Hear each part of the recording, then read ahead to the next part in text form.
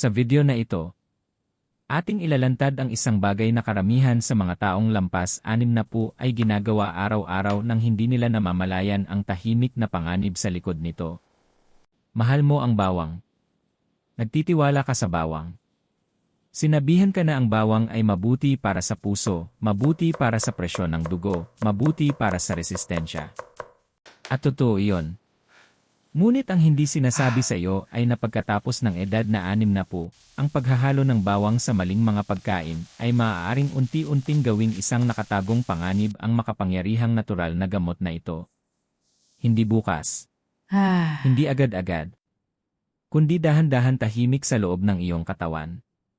At kailangan kitang panoorin ang video na ito hanggang sa pinakadulo dahil may isang makapangyarihang bonus na tip na naghihintay para sa iyo. Isang simpleng pagbabago na maaaring magprotekta sa iyong puso, sa iyong tiyan, at maging sa iyong buhay.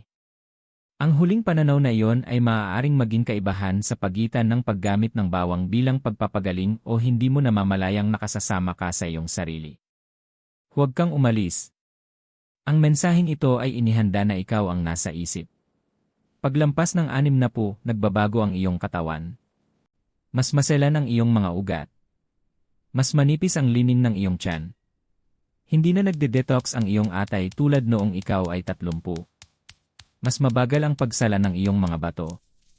At kung ikaw ay umiinom ng mga gamot para sa presyon ng dugo, diabetes, o mga kondisyon sa puso, maaaring makipag-ugnayan ang bawang sa mga paraang ikagugulat mo. Ayon sa pananaliksik na tinalakay ng mga iginagalang na eksperto at institusyong medikal, ang bawang ay maaaring magpalabnaw ng dugo, magpababa ng antas ng asukal, at makaapekto sa pagtunaw. Malalakas na epekto. At kapag ang malalakas na bagay ay nagsama sa maling paraan, maaaring maging seryoso ang mga kahihinatnan. Maaaring iniisip mo, matagal na akong kumakain ng bawang at ayos lang naman ako. Ngunit hayaan mo akong magtanong sa'yo, napapansin mo ba ang mas madalas na pasakamakailan? Mas madalas na heartburn? Mas madalas na pagkahilo? Mas madalas na pagkapagod pagkatapos kumain? Minsan sinisisi natin ang edad. Minsan sinasabi natin, bahagi lang iyan ng pagtanda. Pero paano kung hindi lang iyon dahil sa edad? Paano kung kombinasyon ang dahilan? Hindi ito tungkol sa takot. Ito ay tungkol sa kamalayan. Dahil kapag lampas 60 ka na, wala ka ng luho na manghula. Karapat-dapat mong malaman kung ano talaga ang nangyayari sa loob ng iyong katawan. Bago tayo magpatuloy, gusto kong gawin mo ang isang bagay. Pumunta ka sa comment section ngayon mismo at sabihin sa amin kung saan ka nanonood, ang iyong bansa at ang iyong lungsod. Lumalago ang ating komunidad at gusto kong makita kung gaano kalayo naaabot ng mensaheng ito. At kung naniniwala ka na ang kalusugan pagkatapos ng 60 ay nangangailangan ng karunungan at hindi lamang nakasanayan, mag-iwan ka ng malakas na laya sa comments. Gayon din, maglaan ng 1 segundo upang mag-subscribe sa Gintong Sustansya at bigyan ng thumbs up ang video na ito. Kapag ginawa mo yon, tinutulungan mo ang impormasyong ito na makapagliligtas ng buhay na maabot ang isa pang nakatatanda na maaaring desperadong nangangailangan nito. Manatili ka sa akin. Ang susunod na ilang minuto ay maaaring magbukas ng iyong mga mata sa paraang hindi pa naipaliwanag sa iyo ng iba. Diretso tayo sa katotohanan, walang paglalambing, walang pagmamalabis, puro katotohanan na maaaring magprotekta sa iyong kinabukasan. Noong mas bata ka pa, kaya ng katawan mo ang halos kahit ano. Maanghang na pagkain. Late na hapunan. Mabibigat na pagkain. Kahit mga kombinasyon ng pagkain na hindi ideal. Malakas ang sistema mo, flexible, matibay. Pero paglampas 60 tahimik na nagbabago ang mga bagay. Hindi isang gabi lang. Hindi dramatiko. Kundi unti-unti. At ang bawang, gaano man ito kalakas at kapaki-pakinabang, nagsisimula itong kumilos ng iba sa loob mo. Ang bawang ay hindi lang pampalasa. Isa itong biologically active na substance. Kapag dinikdik mo ito, naglalabas ito ng compound na tinatawag na alisin. Ang alisin ay nakakaapekto sa iyong mga ugat. Pinaparelax nito ang mga ito. Pinapababa nito ang presyon ng dugo. Binabawasan nito ang paggawa ng kolesterol sa atay. Pinapabagal nito ang platelet aggregation, ibig sabihin, ginagawa nitong mas hindi madaling mamuo ang iyong dugo. Malalakas, panggamot na epekto ang mga ito. Ito ang dahilan kung bakit maraming cardiologist at researcher, kabilang ang mga eksperto na konektado sa malalaking institusyong medikal, ang kumikilala sa heart protective properties ng bawang. Pero ito ang bahagi na hindi napapansin ng maraming taong lampas 60. Paglampas 60, mas numinipis at mas nagiging sensitibo ang lining ng iyong tiyan. Maaaring magbago-bago ang antas ng digestive acid mo, minsan mas mababa, minsan mas mataas, kaya mas madali kang mairita. Ang atay mo, na nagpuproseso ng lahat ng kinakain mo, mas mabagal na kaysa dati. Mas mabagal na ring magsala ng dugo ang iyong mga bato. At kung umiinom ka ng mga gamot, lalo na para sa blood pressure, diabetes, cholesterol, o mga kondisyon sa puso, maingat nang binabalance ang chemistry sa loob mo. Ngayon isipin mo, magpapasok ka ng isang bagay na kasing lakas ng bawang sa maselang balancing iyon. Pinapababa ng bawang ang blood pressure. Maganda yon, maliban kung umiinom ka na ng gamot na nagpapababa ng blood pressure. Pinapapalabnaw ng bawang ang dugo. Maganda iyon, maliban kung pinapapalabnaw na ng gamot o ibang pagkain ang dugo mo. Kaya ring pababain ng bawang ang blood sugar. Kapaki-pakinabang iyon, maliban kung mahigpit ng kontrolado ang glucose mo at masyado itong bumababa. Nakikita mo ba ang pattern? Ang dating simpleng healthy ngayon ay nangangailangan ng precision. Dito mas nagiging mahalaga ang karunungan kaysa nakasanayan. Maraming seniors ang nagsasabi, natural ibig sabihin safe. Pero ang natural ay hindi palaging ibig sabihin harmless. Kahit tubig, pwedeng maging delikado kapag sobra. Ang bawang ay makapangyarihang gamot. At ang gamot ay dapat gamitin ng maingat. Kung sang-ayon ka na paglampas 60, dapat mas intentional tayo sa kinakain natin, mag-drop ng laya sa comments ngayon mismo. At pag-isipan mo ito ng malalim. Naranasan mo na bang mahilo pagkatapos ng pagkain na maraming bawang? Naranasan mo na bang biglang magkaroon ng heartburn na hindi mo maipaliwanag? Napansin mo bang mas madalas ina-adjust ng doktor mo ang dosage ng gamot mo? Mahalaga ang maliliit na senyales na ito. Ang katawan mo nagsasalita sa pabulong bago ito sumigaw. Paglampas 60, hindi na ito tungkol sa pagkain ng kung ano ang gusto mo. Ito ay tungkol sa pagprotekta sa bagay na buong buhay mong pinaghirapan para mapanatili, ang lakas mo, ang linaw ng isip mo, ang pagiging independent mo. Kung binubuksan ng mensaheng ito ang mga mata mo, maglaan ng sandali at bigyan ng thumbs up ang video na ito. Nakakatulong ito para mas maraming tao sa edad natin ang makadiskubre ng impormasyong pwedeng pumigil sa tahimik na pinsala. Manatili ka sa akin. Dahil susunod, diretso na tayo sa unang delikadong kombinasyon, at ito ay isang bagay na ginagawa ng maraming seniors na akala nila pinapabuti nila ang kalusugan nila. Ngayon, dumiretso na tayo sa unang delikadong kombinasyon, at ito ay napaka-common sa mga taong sinusubukang maging extra healthy. Bawang na hinalo sa iba pang malalakas na natural blood thinners. Narinig mo na ito? Mabuti ang luya para sa circulation. Lumalaban sa inflammation ang turmeric. Pinoprotektahan ng fish oil ang puso.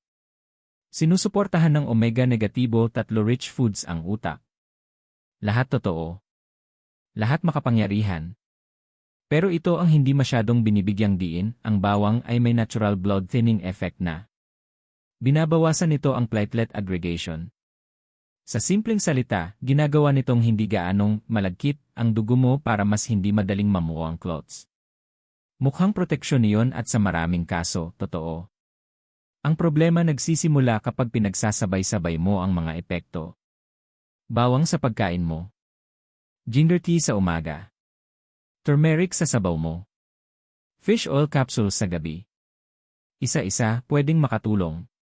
Pero kapag pinagsama-sama, lalo na paglampas 60, pwede nitong itulak ng sobra ang sistema mo.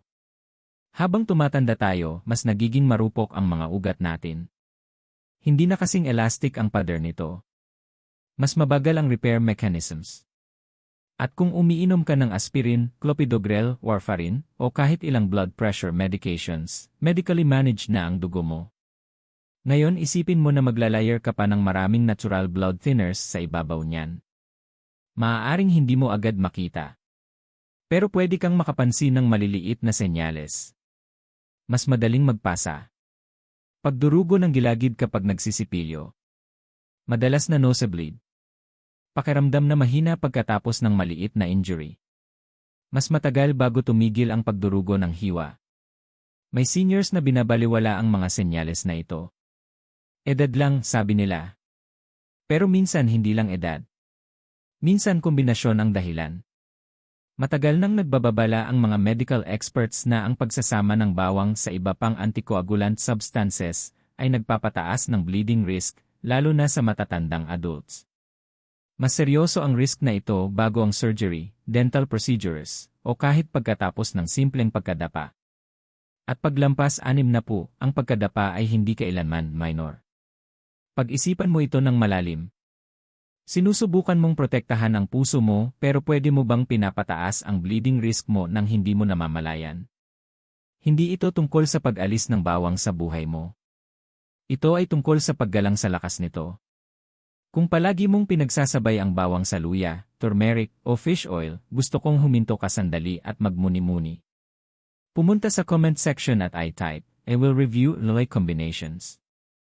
At kung hindi mo alam na pwedeng magpalabnaw ng dugo ng ganito kalakas ang bawang, mag-drop ng malakas na laya sa comments na yon mismo. Ang katawan mo paglampas 60 ay kailangan ng balanse, hindi overload. Maraming tao ang naniniwala na kung ang isang healthy na bagay ay mabuti, ang 5 ay mas mabuti. Ang logic na yon ay pwedeng maging delikado. Paglampas 60, mas marami ay hindi mas mabuti. Mas matalino ang mas mabuti.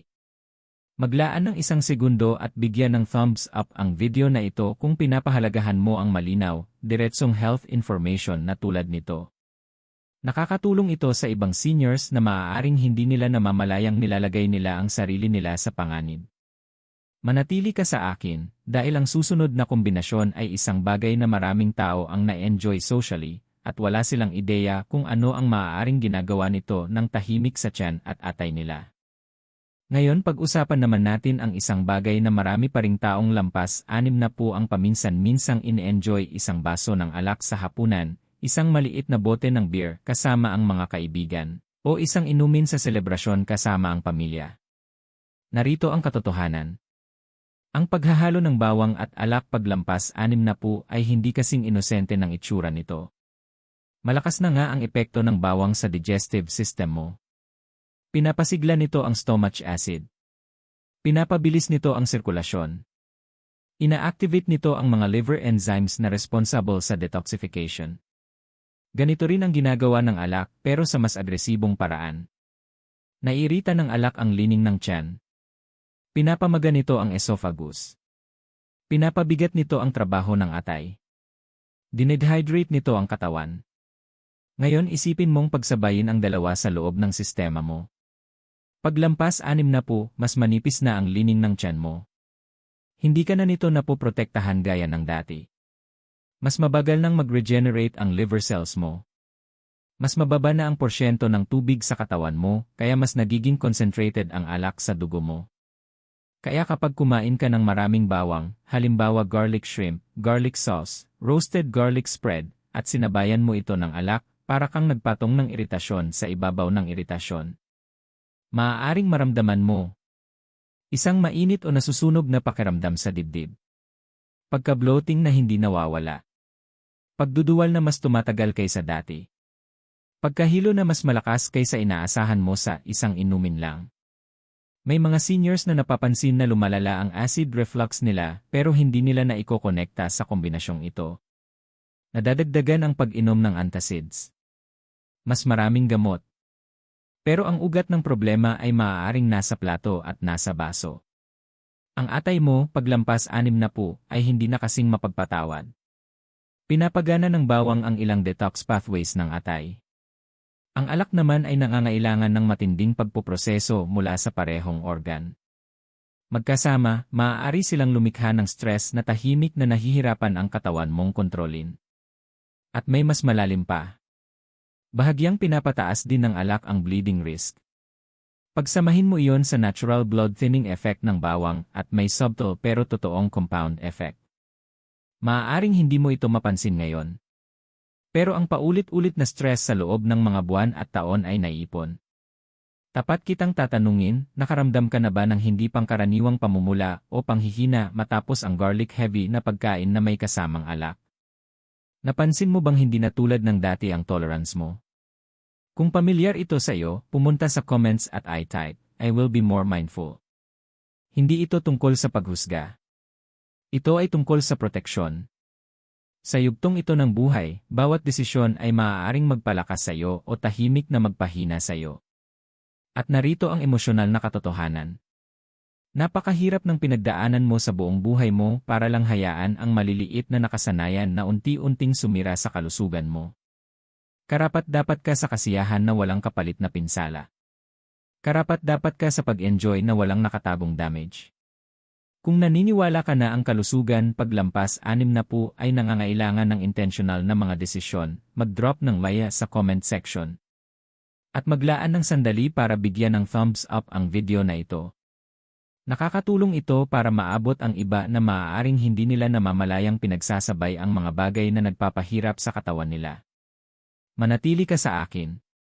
Dahil ang susunod na kombinasyon ay nasa maraming kusina ngayon at maaaring mas naapektuhan nito ang blood pressure at mga bato mo kaysa sa inaakala mo. Ngayon, puntahan na natin ang ikatlong delikadong kombinasyon. At ito ay nagtatago sa harap mismo natin sa halos bawat kusina. Bawang at mga pagkaing mataas sa sodium at processed. Maraming tao ang nag-iisip, kapag nagdagdag ako ng bawang, mas nagiging healthy ito. Baka nagwiwisik ka ng bawang sa canned soups, sausages, ham, o instant noodles, iniisip mong may ginagawa kang pabor sa katawan mo. Pero narito ang matigas na katotohanan paglampas 60, mas masipag nang nagtatrabaho ang mga bato at puso mo kumpara noong 40 ka pa. Ang mga processed foods na punang sodium ay naglalagay ng dagdag na stress sa sistema mo. Pinapahawak ng sodium ang tubig sa katawan mo. Pinapataas nito ang blood pressure. Pinipilit nitong mag-overtime ang mga bato para salain ang sobrang asin. At kapag dinagdagan mo pa ng bawang ang kombinasyon, may isang interesante at maaaring mapanganib na nangyayari. Bahagyang pinapababa ng bawang ang blood pressure, pinapalabnaw ang dugo, at pinapabilis ang sirkulasyon.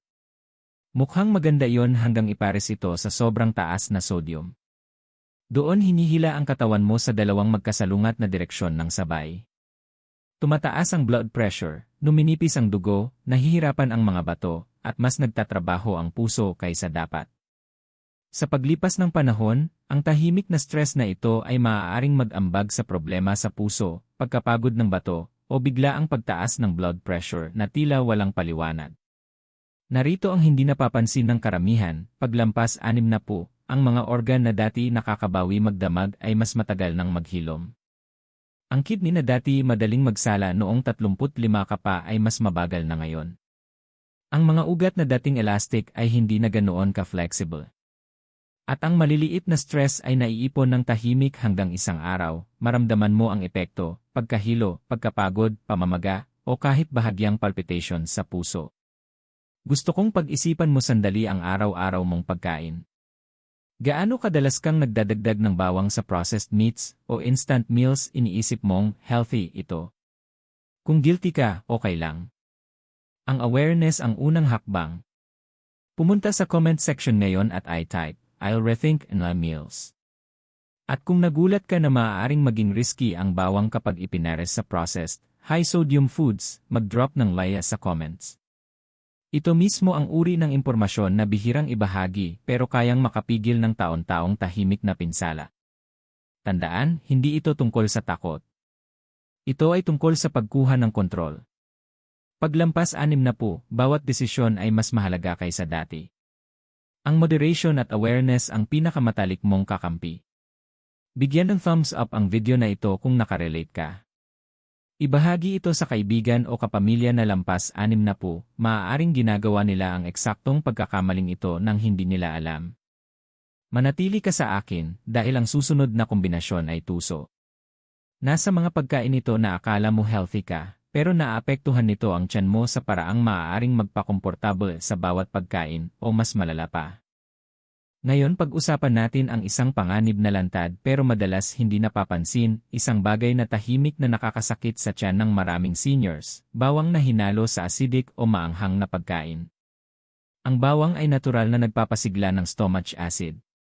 Nakakatulong ito sa digestion, pero paglampas 60, mas manipis at mas sensitibo na ang lining ng tiyan mo. Kapag pinagsama mo ang bawang sa mga pagkaing acidic o matapang na tulad ng kamatis, suka, o sili, inilalagay mo sa alanganin ang digestive system mo. Maaaring iniisip mo na mas nagiging healthy ka sa pagdaragdag ng bawang sa paborito mong pasta sauce, salad dressing, o sa maanghang na nilagang gustong-gusto mo. Pero ang madalas na kasunod nito ay discomfort na binabaliwala mo bilang normal na pagtanda, heartburn, bloating, indigestion, o kahit gastritis. Hindi ito bahagi lang ng pagtanda. Mga senyales ito na na-stress ang tiyan mo nang hindi kinakailangan. Napansin ng mga eksperto sa gastroenterology na mas madaling magkaroon ng inflammation sa lining ng tiyan at ulcers ang matatandang adults. Kapag pinagsama ang bawang sa acid-heavy na pagkain, tumataas ang posibilidad ng iritasyon. Ibig sabihin, kahit maliit na dami ng bawang na dati harmless noong 40 o 50 na kapa, ngayon ay pwedeng mag-trigger ng sakit o magpalala ng kondisyong tahimik na nabubuo sa loob. Isipin mong magising sa kalagitnaan ng gabi na may nasusunog na pakiramdam sa dibdib o makaramdam ng pagduduwal matapos lang ang simpleng garlic-heavy na pagkain. Maaaring uminom ka ng antacid o ipagwalang bahala ito bilang pansamantala. Pero sa paglipas ng panahon, ang paulit-ulit na iritasyon ay maaaring humantong sa seryosong digestive issues. Kung nakarelate ka dito, gusto kong huminto ka sandali at pumunta sa comments. I type, "I need to protect my stomach." Hayaan itong maging commitment mo na makinig sa katawan mo. At kung hindi mo alam na maaaring magdulot ng inflammation sa tiyan ang bawang kapag pinagsama sa acidic o maanghang na pagkain, mag-drop ng laya sa comments. Ang awareness ang unang hakbang sa pag-iwas. Tandaan, hindi ito tungkol sa pag-alis ng bawang sa buhay mo. Ang bawang ay makapangyarihan, nakagagaling, at kapaki-pakinabang, pero kailangan itong igalang, lalo na paglampas 60. Ang punto ay gamitin ito ng matalino, sa paraang magpapalakas sa iyo, at hindi lihim na makakasama. Maglaan ng sandali at bigyan ng thumbs up ang video na ito kung may natutunan kang makakapagprotekta sa kalusugan mo. Ay share ito sa kaibigan o kapamilya na lampas 60, dahil marami ang tahimik na nagdurusa dahil sa eksaktong kombinasyong ito nang hindi nila alam. Manatili ka sa akin. Ang susunod na bahagi ay mas malalim, tungkol sa blood sugar mo, isa pang tahimik na sistema na naapektuhan ng bawang, at kung lampas 60 ka na, hindi mo ito maaaring baliwalain. Ngayon pag-usapan natin ang isang panganib na ikinagugulat ng maraming seniors, ang epekto ng bawang sa blood sugar. Ang bawang ay isang natural na powerhouse. Hindi lang ito pinapababa ang cholesterol o pinoprotektahan ang puso, kaya rin itong pababain ang blood sugar. Kaya madalas itong irekomenda sa mga taong gustong kontrolin ang diabetes. Sa papel, parang napakaganda, hindi ba? Pero paglampas 60, mas komplikado ang kwento. Maraming seniors ang nagsisimulang pagsabayin ang bawang sa iba pang blood sugar-friendly na pagkain, ampalaya, cinnamon sa mataas na dose, fenugreek seeds, o iba pang herbal remedies. Isa-isa, makakatulong ang mga ito sa pag-regulate ng blood sugar. Pero kapag pinagsama-sama mo sila kasama ang bawang, maaaring bumagsak ng sobra ang blood sugar mo. At ang hypoglycemia paglampas 60 ay hindi dapat binabaliwala. Mapanganib ang mababang blood sugar. Maaari kang manginig, mahilo, malito, o kahit mahimatay. Isang minuto komportable kang nakaupo, sa susunod, maaari ka nang malagay sa panganib na madapa, at paglampas 60, ang pagkadapa ay hindi kailanman maliit na insidente. Maaari itong magdulot ng fracture, pananatili sa ospital, o mas malala pa. Maraming seniors ang hindi rin alam kung ano ang sanhi ng mga ganitong episode. Maaaring sisihin nila ang pagod, stress, o pagtanda lang. Pero madalas, ang kombinasyon ng bawang at iba pang natural blood sugar-lowering foods ang tahimik na nagtutulak sa glucose nila na bumaba ng sobra. Kung nakaramdam ka na ng biglaang panghihina, pagkahilo, o pagiging unsteady pagkatapos kumain, huminto sandali at pag-isipan, posible bang may kinalaman ang bawang? Kung nakarelate ka, pumunta sa comments ngayon at i-type, Balance is Key. Isang simpleng pagkilala ito na makakatulong sa iyo na tandaan na bantayan ang mga kombinasyong ito sa susunod. Tandaan, hindi ito tungkol sa takot. Hindi kaaway ang bawang. Isa itong healer, pero nangangailangan ito ng karunungan. Paglampas 60, iba na ang reaksyon ng katawan mo. Ang gumana sa iyo noong 50 ay maaaring risky na ngayon. Ang moderation at mindfulness ang tunay na susi. At kung may bago kang natututunan ngayon, mag-drop ng laya sa comments. I share ito sa isang taong lampas 60, maaaring hindi nila namamalayang inilalagay nila ang sarili nila sa panganib. Maglaan ng sandali at bigyan ng thumbs up ang video na ito kung nabubuksan nito ang mga mata mo. Manatili ka sa akin, dahil ang susunod na bahagi ay mas personal, tungkol sa kung bakit mahalaga ang lahat ng ito sa emosyonal na aspeto, kung bakit mas malalim ito kaysa sa pisikal na sintomas lamang, at kung bakit kailangan mong kumilos ngayon. Ngayon maging totoo tayo sandali, at gusto kong damhin mo talaga ito, dahil lampas ito sa mga numero at nutrisyon, direkta itong tumatama sa buhay mo, sa kaginhawaan mo, at sa dignidad mo. Paglampas 60, hindi na ang katawan mo ang matatag na makinang dati nitong anyo. Bawat organ, bawat sistema, bawat selula ay iba na ang galaw. Ang puso mo, tiyan mo, mga bato mo, mga ugat mo, lahat sila ay mas mabagal tumugon, mas sensitibo, mas madaling maapektuhan.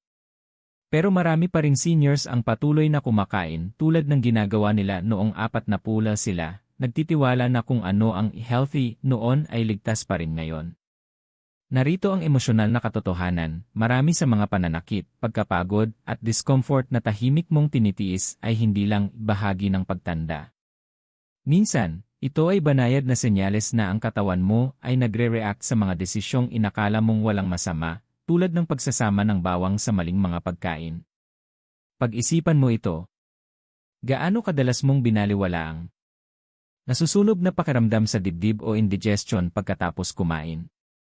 Pagkahilo matapos ang garlic-heavy na hapunan.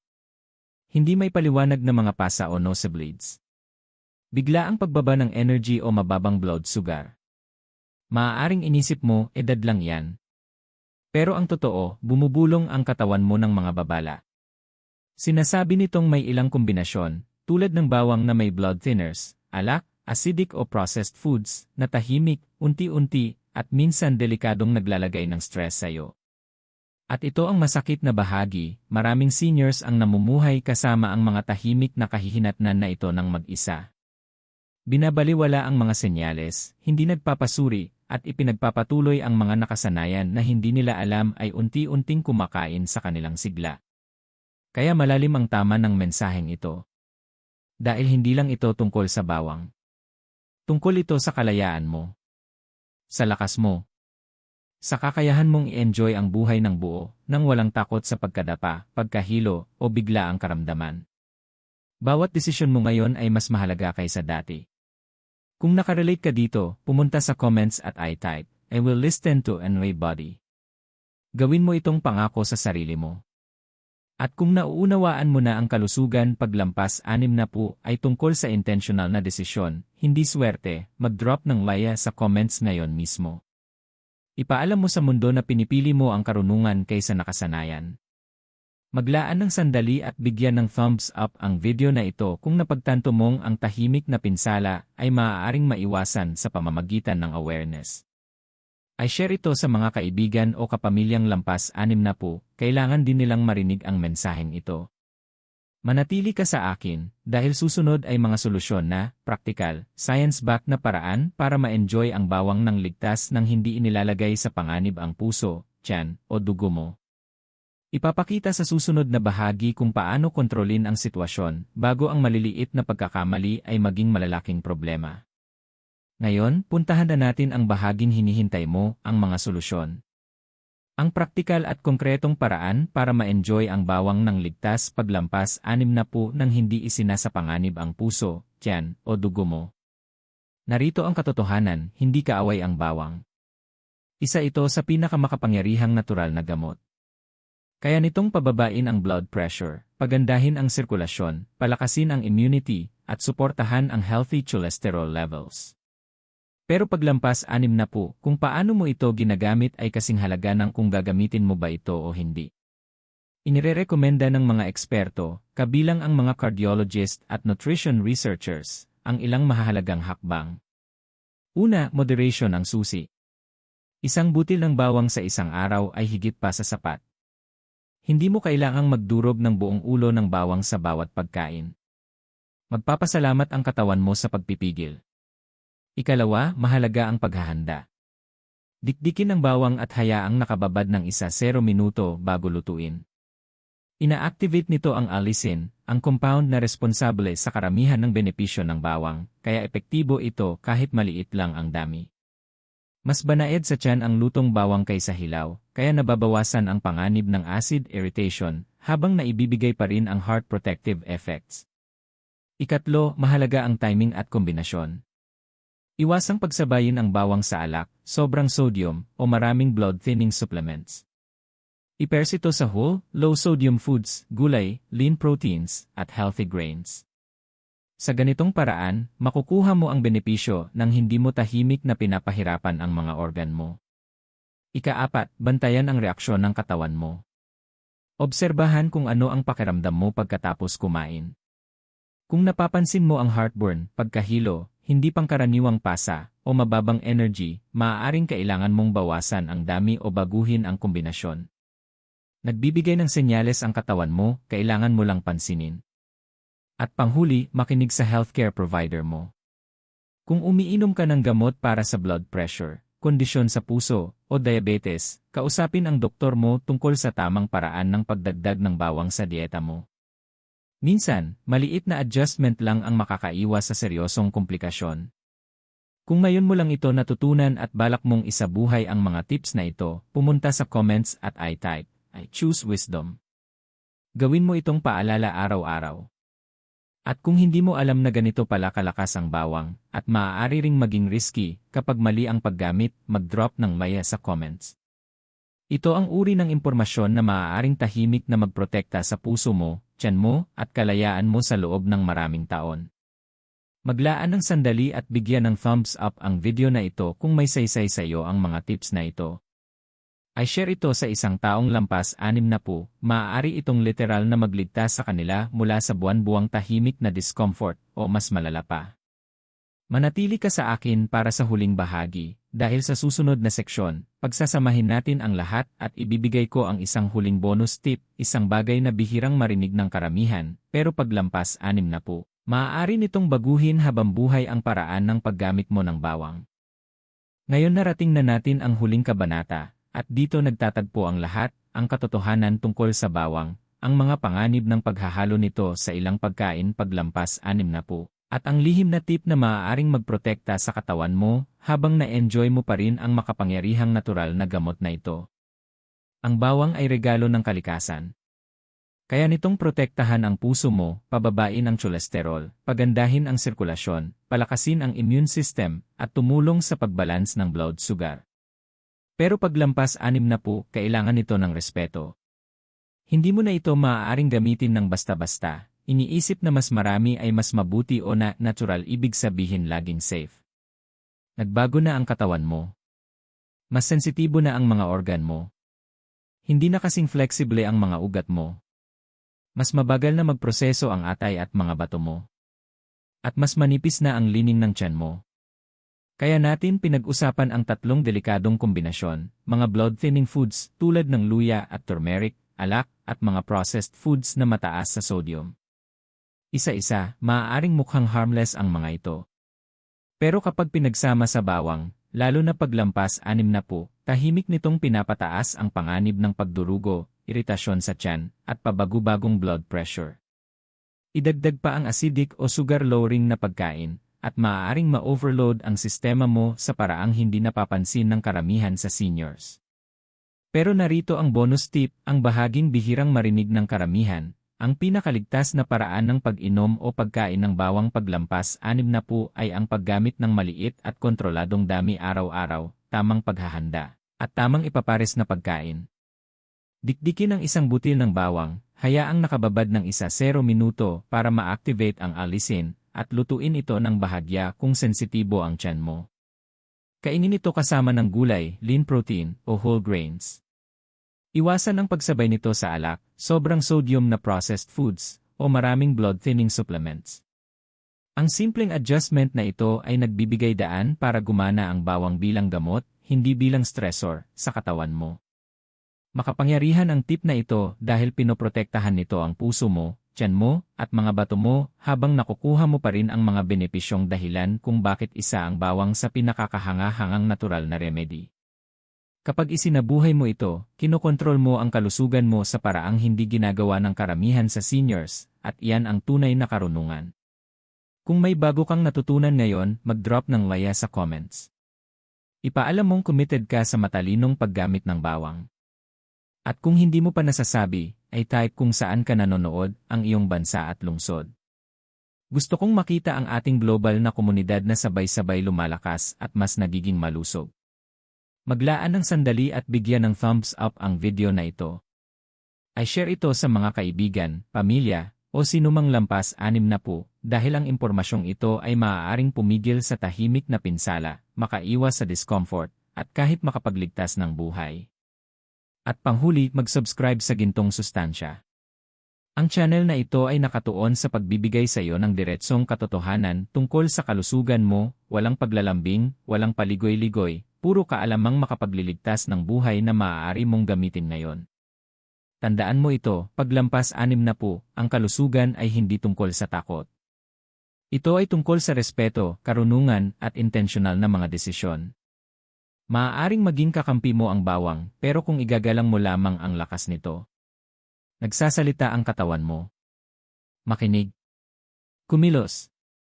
Protektahan ang sarili mo. Dahil ang tamang mga desisyon ngayon ay maaaring magbigay sa iyo ng lakas, sigla, at kalayaan sa mas marami pang taon.